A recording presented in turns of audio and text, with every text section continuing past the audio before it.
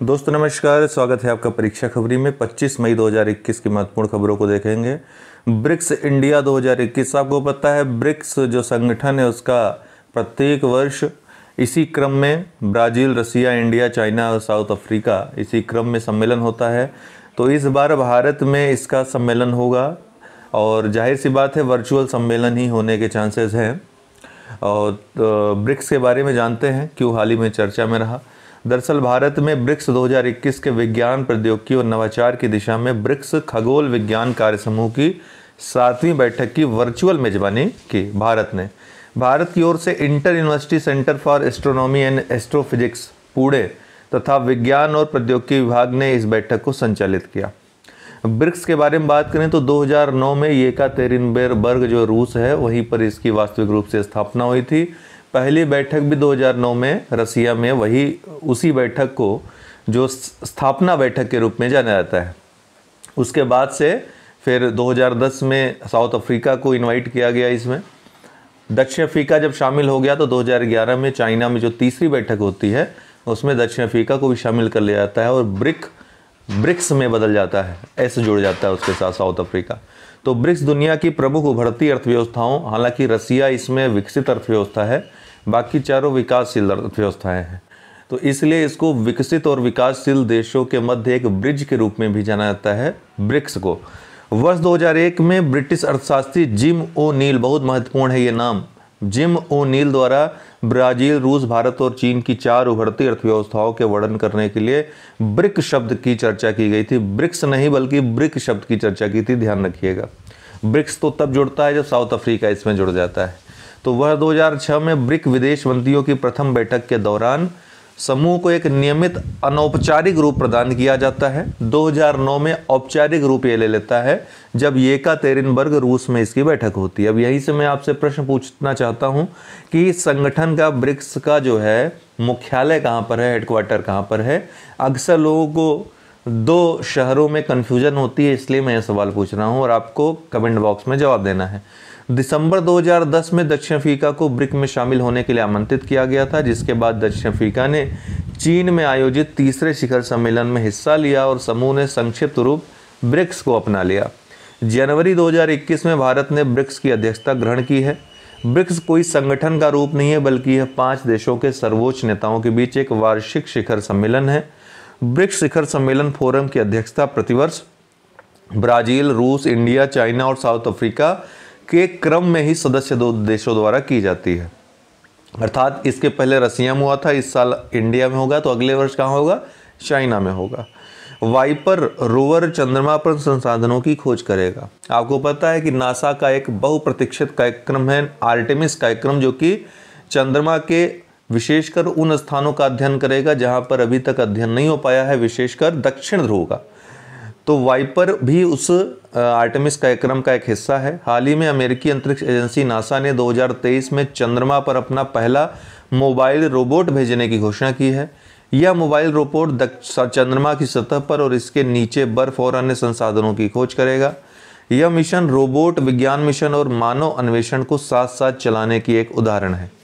यह mobile robot Artemis कार्यक्रम का एक हिस्सा है। यह वाइपर से डेटा एकत्र करेगा, अर्थात जो रोवर है उससे डेटा एकत्र करेगा और वैज्ञानिकों को चंद्रमा के दक्षिणी ध्रुव पर संसाधनों का मानचित्रण करने में मदद करेगा। NMMS ऐप और एरिया ऑफिसर मॉनिटरिंग ऐप, ये 2 महत्वपूर्ण ऐप ग्रामीण विकास मंत्री नरेंद्र सिंह तोमर द्वारा 22 मई 2021 को लॉन्च किए गए। कौन कौन? NMMS और area officer monitoring app. NMMS का फुल फॉर्म है नेशनल मोबाइल मॉनिटरिंग सॉफ्टवेयर, और एरिया ऑफिसर मॉनिटरिंग ऐप, ये 2 ऐप है जिनको लॉन्च किया गया है। ये ऐप योजनाओं की पारदर्शिता, जो योजनाएं चलाई जाएंगी इस क्षेत्र में, और उचित निगरानी लाने की दिशा में एक बड़ा कदम है। महात्मा गांधी नरेगा, ठीक है, जिसको मनरेगा भी कहते हैं, कार्यस्थलों पर श्रमिकों की वास्तविक समय पर उपस्थिति दर्ज करने के लिए NMMS ऐप लॉन्च किया गया है। तो महात्मा गांधी मनरेगा में बहुत सारी गड़बड़ियां आपको देखने को मिल रही थी। प्रधान पैसा ले, जो भी अथॉरिटी थी पैसा लेकर के श्रमिकों को जो है आधा पैसा श्रमिकों को दे देती थी, आधा अपने पास रखती थी और श्रम केवल कागजों में होता था। तो इन सब चीज़ों पर अब नियंत्रण किया जा सकेगा, वास्तविक रूप से आय में वृद्धि गरीबों के की जा सकेगी, गरीबी दूर करने में काफ़ी मदद मिलेगी इससे। तो यह उनकी जियो टैग की एक की गई तस्वीर भी लेगा, अर्थात काम करते हुए तस्वीर भी उनकी लेगा। एरिया ऑफिसर मॉनिटरिंग ऐप क्या करेगा, तो अधिकारियों को अपने निष्कर्षों को ऑनलाइन रिकॉर्ड करने की सुविधा के लिए इस ऐप को लॉन्च किया गया है। यह ग्रामीण विकास विभाग द्वारा शुरू की गई सभी योजनाओं के लिए टाइम स्टैम्प और जियो कोऑर्डिनेटिंग टैग की गई तस्वीर को रिकॉर्ड करने में मदद करेगा। संजीवनी परियोजना ये क्या है, तो हरियाणा में 24 मार्च 2021 को एक एंटी कोविड संजीवनी परियोजना शुरू की गई। ग्रामीण क्षेत्रों में रहने वाले लोगों को इसके तहत कोविड-19 के हल्के से मध्यम लक्षणों वाले लोगों के लिए घर पर पर्यवेक्षण और तुरंत चिकित्सा देखभाल प्रदान किया जाएगा। संजीवनी परियोजना हरियाणा सरकार द्वारा। Global health summit united against कोविड-19 G20 स्वास्थ्य शिखर सम्मेलन अभी हाल ही में संपन्न हुआ है, जिसमें स्वास्थ्य मंत्रियों ने G20 देशों के भाग लिया है और ये सम्मेलन हुआ है इटली की राजधानी रोम में 21 मई 2021 को। तो 21 मई 2021 को वैश्विक स्वास्थ्य शिखर सम्मेलन 2021 विला पामफिल्ज रोम इटली में संपन्न हुआ। वैश्विक G20 स्वास्थ्य शिखर सम्मेलन की सह मेजबानी यूरोपीय आयोग और इटली द्वारा की गई थी। ये मेजबानी यूरोपीय आयोग और इटली द्वारा संयुक्त रूप से की गई थी, ध्यान रखिएगा। इस सम्मेलन का विषय क्या था, यूनाइटेड अगेंस्ट कोविड-19। इस शिखर सम्मेलन ने कोविड-19 महामारी को दूर करने के एजेंडे को अपनाया। इसने रोम डिक्लेरेशन ऑफ प्रिंसिपल को विकसित करने और उसका समर्थन करने का भी निर्णय लिया। ध्यान रखिएगा, डायरेक्ट प्रश्न आ सकता है यूपीएससी वालों, प्रीलिम्स देने वालों। रोम डिक्लेरेशन ऑफ प्रिंसिपल्स किससे संबंधित है, हाल ही में संपन्न हुआ, तो ये कोविड-19 महामारी को दूर करने के एजेंडे से संबंधित है। G20 ने ACT एक्सेलरेटर के लॉन्च में भी योगदान दिया है। G20 द्वारा परीक्षण, उपचार और टीकों के विकास में तेजी लाने के लिए एक वैश्विक तंत्र के आह्वान के बाद इसे लॉन्च किया गया था। ACT एक्सेलरेटर है क्या जिसका विकास किया गया, तो ACT एक्सेलरेटर का उपयोग एक्सेस टू कोविड-19 टूल्स एक्सेलरेटर के रूप में किया जाता है। इसे कोविड-19 डायग्नोस्टिक्स, चिकित्सकीय और टीकों के विकास, उत्पादन और न्याय संगत पहुंच में तेजी लाने के लिए वैश्विक सहयोग भी कहा जाता है। इस पहल की घोषणा बहुत महत्वपूर्ण है, अप्रैल 2020 में G20 जो ग्रुप है, जो समूह है, उसको द्वारा किया गया था।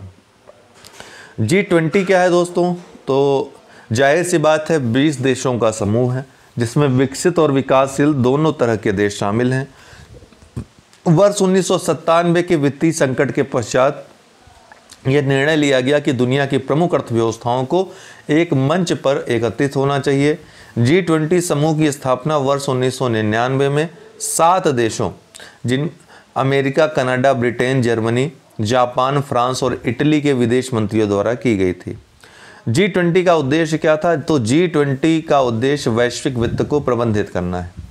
इस फोरम में भारत समेत 19 देश तथा यूरोपीय संघ शामिल हैं, इसीलिए इसको G20 कहा जाता है, जिनमें अर्जेंटीना, ऑस्ट्रेलिया, ब्राज़ील, कनाडा, चीन, यूरोपीय union, France, Germany, Bharat, Indonesia, Italy, Japan, Mexico, रूस, सऊदी अरब, दक्षिण अफ्रीका, दक्षिण कोरिया, तुर्की, यूनाइटेड किंगडम और संयुक्त राज्य अमेरिका, ये देश शामिल हैं। G20 का मुख्यालय, अगर G20 के मुख्यालय की बात करें तो ये कोई औपचारिक संगठन नहीं है दोस्तों। G20 एक मंच के रूप में कार्य करता है, एक संगठन के रूप में ये कार्य नहीं करता है, अतः इसका कोई भी स्थायी सचिवालय या प्रशासनिक संरचना नहीं है। मानचित्र में जो देश G20 सदस्य हैं उनको आप देख सकते हैं। 2023 में एशिया कप 2021 का आयोजन होगा, तो यह टूर्नामेंट साल 2020 में पाकिस्तान में होने वाला था।